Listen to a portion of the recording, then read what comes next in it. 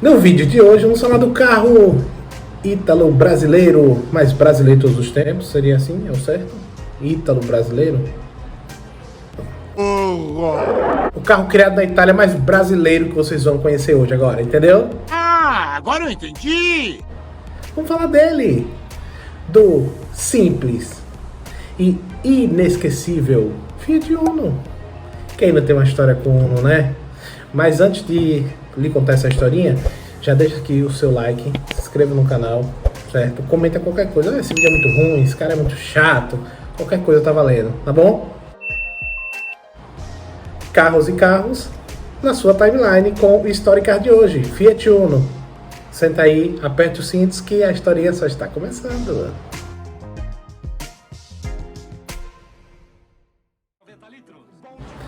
Um ícone, acima de tudo. Um carro leve, compacto, que marcou gerações por décadas. O Uno atravessou praticamente intocável. Alto, suspensão alta, um carro extremamente versátil, acabou conquistando legiões de fãs por todo o mundo, inclusive aqui no Brasil, né? Quem não tem uma história com o Fiat Uno, né? Criado inicialmente na Itália por Giugiaro, aquele renomado designer italiano, o Uno passou por décadas, não só conquistando fãs, mas também fazendo seu trabalho com a máxima honestidade, né? Porque isso que faz do Uno um campeão de vendas, né? Aliás, fez dele um campeão de vendas, né? Por onde passou. O Uno era interessante porque ele tinha uma posição de dirigir mais alta para os padrões da época, os famosos comandos satélites, aqueles, o que era bem pertinho do volante, aquele cinzeiro escamoteável que fez e ainda faz história, e aquele famoso step no motor, mas que só foi aqui no Brasil. Lá na frente eu lhe conto como é que ele foi parar lá. 37 anos de produção aqui no Brasil, o Fiat Uno, ele acabou não só renovando a linha aqui na Fiat no Brasil, como também lá na Itália. Lá na Itália, estava a Fiat passando por um sério processo de modernização dos seus carros, visto que seus produtos como o Fiat 147, dentre outros Fiats, já não atendiam as expectativas do exigente mercado europeu, né? E a Fiat, na ânsia de conquistar novos mercados também, né, fez dele um passo principal, poderíamos dizer assim, do Fiat Uno. O Fiat Uno foi criado no final dos anos 70, justamente para vir substituir o seu produto principal, que era o Fiat 127. Aqui no Brasil foi produzido como Fiat 147, lá em 76, na fundação da fábrica da Fiat em Betim, certo? E esse produto na Europa já estava bastante defasado. A Fiat estava amargando posições pífias de venda, né? Visto que o mercado daquela época vinha se modernizando cada vez mais. A Fiat, então, que sempre foi tradicional em fazer carros compactos, acabou fazendo uma parceria com a Auto Bianchi, que é uma marca do próprio grupo Fiat. Ela foi extinta, essa marca já. Se eu não me engano, em 95 ela foi extinta. E ela foi feita em parceria com a Auto Bianchi e com a Lancia, que a Lancia também é outra marca, né, famosíssima na Itália, oriunda também do grupo Fiat. E a Fiat acabou fazendo esse produto inicial para estudar mercado e acabou sendo lançado como Lancia Y10. Esse carro ele era um pouco mais refinado, era compacto, mas isso foi apenas um estudo preliminar que a Fiat fez em relação ao mercado europeu. Ele tinha alguns luxos, podemos dizer assim, da época, como ar-condicionado, câmbio automático, enfim, era um produto mais refinado para a Fiat chegar a um produto que ela realmente queria, que era o Fiat Uno. A Fiat, no final dos anos 70, encomendou o design do seu novo carro mundial a um estudo chamado Italdesign, do renomado designer Giorgetto Giugiaro. Já ouviram falar dele? Não? Mas com certeza já devem ter ouvido falar desses modelos que eu vou falar agora. DeLorean DMC-12, aquele mesmo do carro De Volta para o Futuro. Alfa Romeo Brera, maravilhoso até hoje. Saab 9000. Golf, a sua primeira geração, foi desenhada por ele. dentre tantos outros. Inclusive, quem já assistiu Uma Linda Mulher já deve ter visto aquele carrão maravilhoso que o Richard Gere dirige, né? Que é o Lotus Spirit. Criação também do gênio chamado Gyogeto Giugiaro. Além de BMW M1 e o Lancia Delta, que até hoje é um clássico na Europa. Esses carros, além de terem feito sucesso na Europa, são ícones até hoje. Ele tem uma posição de dirigir bem elevada, os comandos satélites dele sempre à mão foram uma revolução na época. Aqui no Brasil, o step foi para o motor, né? Mas essa história eu conto lá na frente. Por que é que ele foi parar lá no motor? E aí seus esboços surgiram logo em 1980, a Fiat louca para apresentar seu produto mundial, né? Visto que ela andava perdendo bastante mercado na Europa, tratou logo de adiantar o processo. E logo em 1980 já tinha os primeiros modelos em argila. E em 1983 saiu o Fiat Uno, ele foi apresentado na Europa. Inclusive, a sua campanha de marketing foi bastante efusiva. Que esse carro ele foi apresentado até em Cabo Canaveral, nos Estados Unidos, em alusão à modernidade. Logo que chegou no mercado europeu, ele já agradou a crítica e os consumidores. Porque na Europa, um carro quando é lançado, ou a imprensa leva ao céu ou ao inferno, mas com o Fiat ele foi levado ao céu. Eleito por mais de 60 jornalistas naquele país e na Europa toda, foi eleito o carro do ano.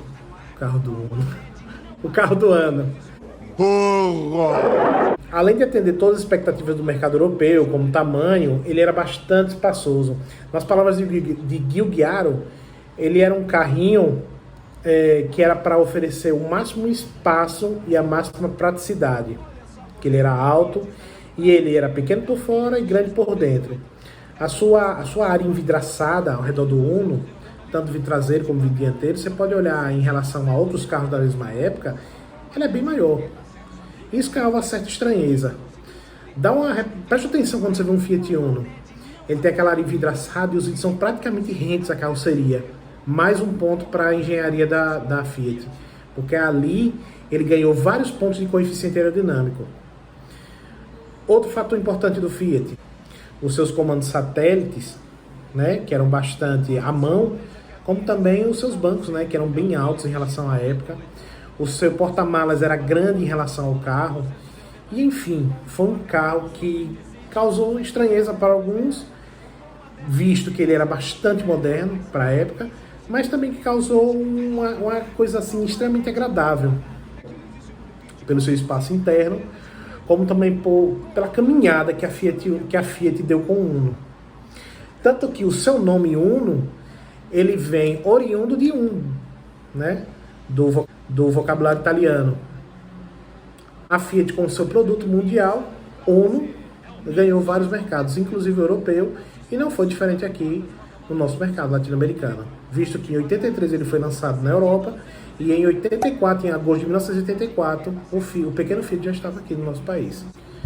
Lá na Itália ele acabou sendo lançado com o mesmo motor do antecessor, o Fiat 127, para nós o 147. Aquele motorzinho Fiasa 1.0, 45 cavalos. Ele acabou se mostrando incompetente para a proposta da Fiat, né? Com o mercado não só italiano, como também mundial, porque era um modelo mundial. A Fiat acabou lançando lá o Motor Fire, aquele mesmo motor que foi lançado aqui em 2001, foi lançado lá. Ou seja, em 85 a Fiat já tinha Motor Fire lá na Itália. Nós continuamos com o Fiasa, não que ele fosse um motor ruim, né? Mas era um motor já um pouco defasado, né? Mas enfim, lá na Itália a crítica recaiu sobre esse motor, mas em pouco tempo a Fiat foi lá e desfez, né? Fez um motor mais ágil, um motor mais compacto, menos beberrão. E também melhorou também a sua transmissão, que acabou dando uma agilidade melhor ao carro. E enfim, modernizando o carro para a proposta da Fiat, né? Visto que aquele Fiasa não condizia com o modelo mundial e de renovação da linha da Fiat. No Velho Continente, o Uno teve versões mais requintadas, com câmbio CVT, acabamento diferenciado, com veludo, e inclusive uma versão turbinada.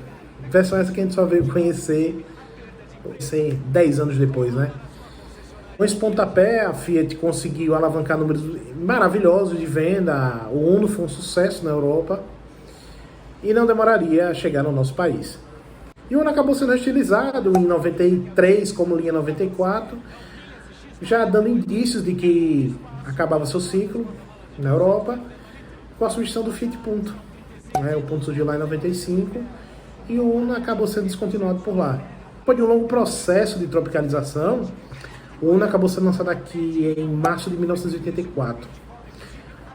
Como na Europa, o Uno aqui também causou uma certa estranheza, visto que os principais concorrentes dele, como Chevrolet Chevette e Volkswagen Gol, eram projetos oriundos mais antigos, né? O Gol nem tanto, porque o Gol ele veio de 85, mas era de uma escola totalmente diferente, da escola italiana. O Chevette é de uma escola dos anos 70. Então o Uno, quando ele chegou, ele causou estranheza. O Uno era alto, o Uno tinha uma posição de dirigir bem mais elevada, e como eu disse a vocês, ele tem uma área envidraçada bem maior, e logo acabou criando um misto de estranheza. Muitas pessoas gostaram do design, outras torceram o nariz, e foi aí que ele ganhou o apelido de botinha ortopédica. Botinha ortopédica. Com aquela alcunha alta, ele acabou conquistando os brasileiros. O carisma dele, as cores, o departamento de marketing da Fiat foi muito feliz nesse quesito. O modelo que já era consolidado na Itália chegou com forte estratégia de venda, forte estratégia de marketing, já que a ânsia da Fiat em mostrar um produto novo não era só no mundo, tinha que ser mostrado aqui também no Brasil. Porque a Fiat brasileira só tinha um produto, que era o Fiat 147, e esse modelo foi lançado lá em 76, com o lançamento da fábrica de Betim. Então esse modelo já estava defasado, visto que os concorrentes como Ford lançavam carros mundiais, que foi o caso do Escort, em 1983, no mesmo ano, e a GM estava o Monza. Eram 2 carros mundiais. Então a Fiat precisava lançar um modelo mundial. Quando não fosse lançado nesse tempo, a Fiat ia ficar muito para trás em relação aos seus concorrentes. E apesar da renovação da Fiat com um modelo mundial já consolidado na Europa, causando estardalhaços na concorrência, o Uno acabou sendo lançado aqui com a velha estratégia italiana, que foi lançar um produto novo, mundial, mas com motorização antiga. E a motorização recebida aqui foram os velhos conhecidos FIAs 1.0 e 1.3. O Uno vinha em 2 versões, Uno S e Uno CS. O primeiro, o Uno S, ele vinha com motor 1.0, 1050 cm3, gerava 52 cavalos, e o CS, com motor 1.3, com 1.300 cm3 e gerando 59 cavalos de potência. Apesar da motorização antiga, o Uno acabou recebendo um câmbio melhor em relação ao europeu na época do seu lançamento. Além de serem mais potentes os motores brasileiros, o Uno tinha um câmbio melhor, deu mais agilidade, deu mais economia e uma novidade para a época, que era a quinta marcha. Quinta marcha é essa que não tinha nem carros superiores, mas o Uno acabava trazendo essa novidade para o Brasil. Esse câmbio deixou o motor mais moderno, deixou o motor mais ágil e o motor com melhores números de economia. E foi aí que acabou caindo nas graças do brasileiro. E aí vocês perguntam, nossa, o Uno é o único carro que tem step no motor, o que será? Sabia que o step do Uno está no motor graças à suspensão traseira? Não sabia dessa.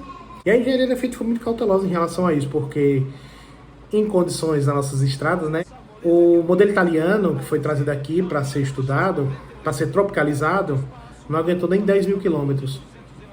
E aí a Fiat adotou mais uma vez a velha estratégia do seu pai, o Fiat 147. Eu ainda vou fazer um vídeo sobre o 147, que realmente merece, né? Porque foi um desbravador aqui no Brasil. E aí saiu o sistema todo italiano, que era só um sistema simples, independente, e veio um modelo independente do Fiat 147, com um eixo transversal de feixe de mola. Foi aí que a Fiat conseguiu solucionar o problema para a durabilidade do sistema de suspensão do Fiat Uno. Só que o step não cabia mais ali. Qual foi a solução adotada? Ele teve que ir para o motor. Solução essa, inclusive, que só tem no nosso Uno brasileiro. Não há essa solução no europeu. E aí o step não cabia mais lá, ele teve que ir para o motor. A solução adotada pela Fiat. Pegar fotos do Uno europeu, você vai ver que capô e paralamas são parecidos com qualquer outro carro que a gente vê, né? Que ele é bem abaulado e chega no limite do pisca, né? No Uno não. Como o step foi para lá, a Fiat fez uma peça única de capô para acabar abraçando o step. Tanto que você pode ver que na lateral do Uno, o capô chega até as laterais e vai morrer em cima do pisca, entre a caixa de roda e a risca do capô. Essa é a curiosidade do Uno brasileiro. Tanto que mais tarde o Uno é exportado para a Itália e os italianos acham estranho aquele design do capô. E lá ele ganhou o apelido carinhoso de Uno Brasiliano. Quem for do clube do Fiat aí na Europa sabe do que eu estou falando. Então lá ele ganhou esse apelido carinhoso, porque o Fiat Uno lá é diferente em relação ao seu desenho entre capô e paralama. Já em 85, a Fiat animada com os bons números de vendas do Uno e antenada com a concorrência que vinha lançando produtos com maior apelo jovem, com a Ford lançando o Escort R3 e a Volkswagen lançando o Gol GTS, a Fiat apresenta naquele mesmo ano o Uno 1.3 SX. A motorização era mesmo o velho conhecido 1.3 Fiasa. A Fiat acabou mexendo na alimentação dele, saindo dos seus 59 cavalos para 71. Mexeu também no câmbio, deixando o modelo mais ágil. Porém, aquele modelo, apesar do seu apelo esportivo e de uma motorização melhor, não acabou se mostrando suficiente para a Fiat fazer frente à sua concorrência. Fez o divisor de águas na linha da Fiat, visto que aquele modelo já que não fazia frente à concorrência, a Fiat em 87 lançou o 1.5. Saía o velho 1.3 Fiasa, já conhecido por nós, e entrava o novíssimo Sevel 1.5. Esse sim, gerava 86 cavalos e era extremamente diferente em relação ao seu antecessor, o Fiasa. E o 1.5 ele tinha um carisma sem igual. Ele tinha cores diferenciadas, tinha aquela tampa do porta-malas na cor cinza, vinha com rodas de liga leve de desenho totalmente exclusivo, volante de 4 raios, acabamento totalmente diferente. Quem não lembra daquele cinto de segurança vermelho, né? Coisa linda, né? As faixas ostentando a nova cilindrada. E até que enfim a Fiat respondia ao mercado nacional com um modelo competente, carismático e bonito, que era o Uno 1.5R. Esse sim fazia frente a XR3 e Gol GTS. Foi nesse mesmo período, inclusive, que a Fiat acabou modernizando o Betim e trazendo as variações do Uno. Chegava ao Brasil a Fiat Elba, que vinha substituir a Fiat Panorama, o Fiat Premio, que veio substituir o Fiat Og, né? Fiat Premio, inclusive, esse que era exportado para muitos países, era conhecido como Fiat Duna. E por fim chegava a Fiat Fiorino, que vinha substituir a Fiat Pickup City, né? Todos esses modelos oriundos de lá de 76. E a Fiat, com essas variações, acabava por renovar toda a sua linha Fiat no Brasil e ficou concomitante com o mercado europeu, ou seja, todos os produtos que a Fiat tinha lá na Europa, a Fiat brasileira também tinha em relação ao Uno. Em 1990, o Uno acaba ganhando a tão esperada versão 4 portas, né? Visto que a década de 80, carros 4 portas eram só vistos para modelos bem maiores, né? Ganha também a versão mais requintada chamada CSL, de motorização 1.6, Sevel 1.6, aquele mesma motorização lá de 87 do Uno 1.5, visto que essa foi um pouco remapeada, o carro acabou ganhando alguns cavalinhos extras e também veio a substituir o 1.5R, que acabou ganhando a versão 1.6R. E lá em 93, na época do governo Collor, né? Quem se lembra do governo Collor? Eu não me lembro, eu era pequeno, eu não sou tão velho assim também, né?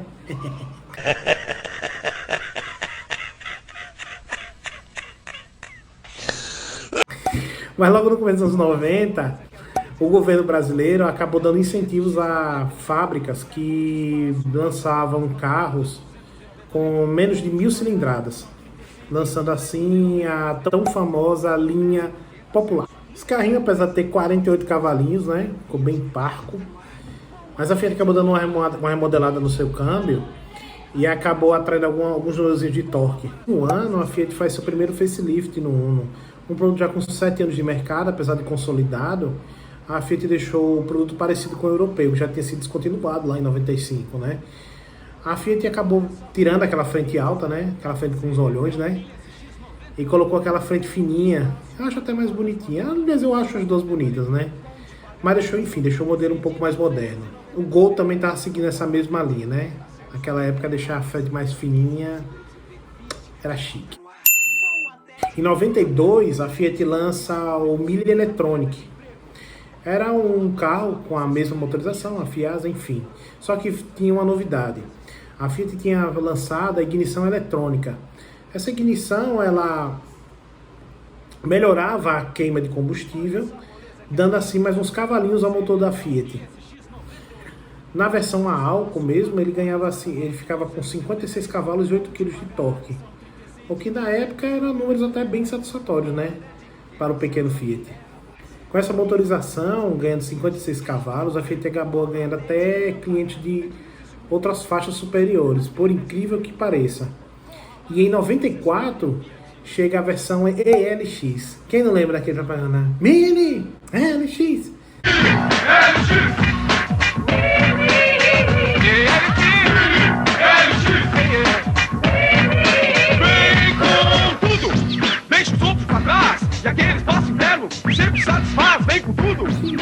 Você lembra? Eu lembro. Essa aí eu lembro. O cara legalzinho. Aqui em casa teve um. Meu pai teve um, minha mãe teve um. Enfim, o carro era legalzinho. O carro vinha completinho. O carro vinha com um acabamento superior, em portas, em bancos. E vinha com a novidade, que era a remodelagem do painel, né? Esse painel mais bonitinho que a gente conhece. Aí aquele velho conhecido motor com comando de satélites, né? Que pro dia de hoje é até legal, né?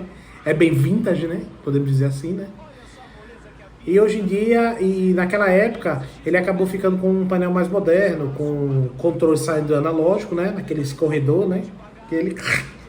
E vinha com os comandos giratórios. E uma novidade é que o Uno chegava aqui para aqui com um ar-condicionado. Olha só que novidade, hein?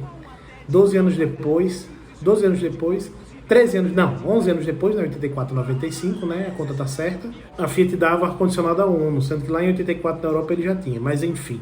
E no Brasil, ele acabou ganhando a pecha de populares são os outros. Era assim o slogan Uno. E o Uno, com essa inovação, deixando ele um pouco mais moderno, ele acabou também atraindo clientes de faixas superiores naquela época. Visto que naquela época o Brasil estava começando a ganhar seus primeiros importados, né?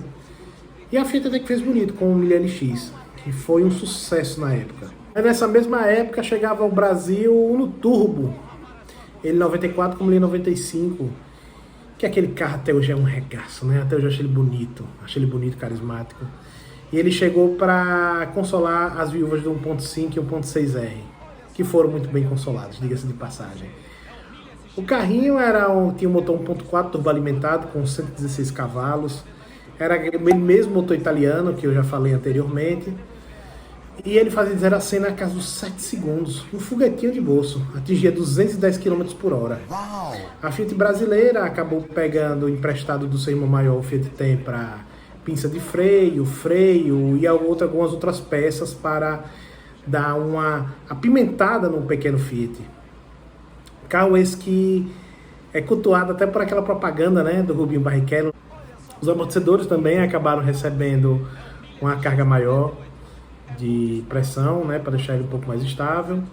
E o seu centro de gravidade também baixou em 10 centímetros, o que foi muito satisfatório para os números do Uno Turbo. Enfim, acho um carro mítico, como o Gol GTI, como o Sportster R3. Inclusive ele é até um pouco mais raro, né, visto que ele foi produzido só de 94 a 95.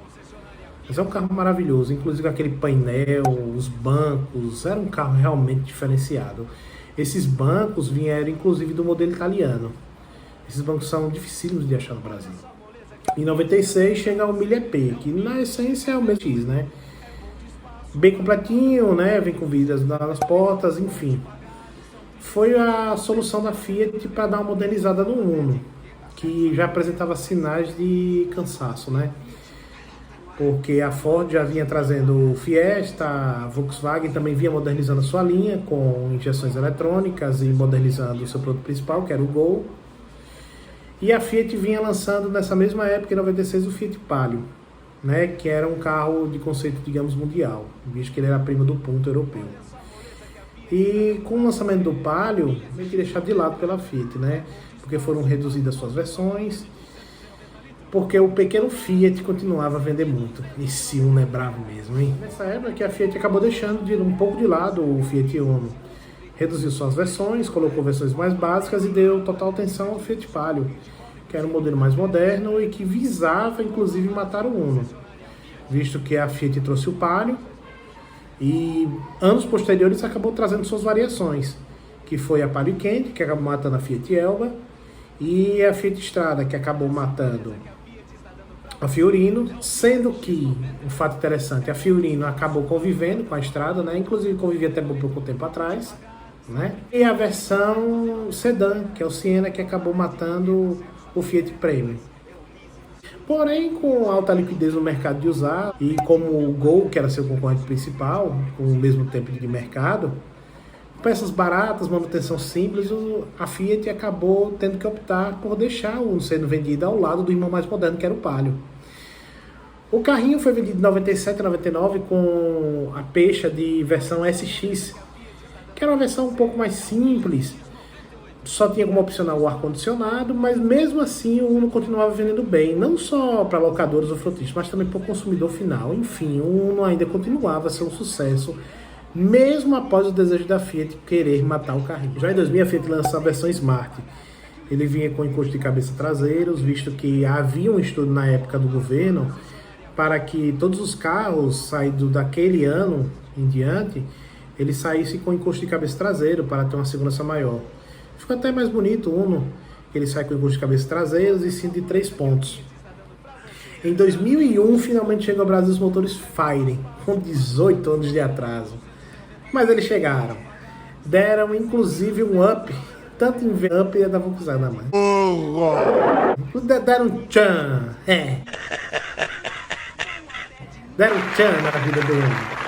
O Uno acabou melhorando números de desempenho, de consumo. E deu mais uma vez sobrevida ao pequeno Fiat. Esse mesmo motor acabando equipando o Palio. E os dois acabaram convivendo na concessionária do mesmo tempo. A Fiat querendo renovar sua linha, mas o velho guerreiro estava lá, firme e forte. Em 2002, 2003, o carro continuava a vender relativamente bem. Forçava assim a Fiat a não acabar com o modelo. O Uno ainda era um sucesso de vendas. Não era só frotista ou locadora que comprava esse tipo de carro. Até o consumidor final comprava esse carro. A Fiat acabou se vendo forçada a fazer uma nova versão para ele. Pelo menos um facelift, né? O segundo no Brasil, que foi a versão de 2004. Polêmica para alguns, antigamente também eu achava estranho, mas hoje em dia eu sou acostumado com ela. Enfim, foi o que a Fiat pôde fazer, né? Pegou o farol e pisca, tornou uma peça única, trouxe novas cores, novas rodas, as antenas traseiras deram um novo desenho, ainda que na medida do possível. A placa saiu da tampa do porta-malas e foi para o para-choque. Mas em termos de opcionais, o Uno continuava a ser o mesmo velho guerreiro simples.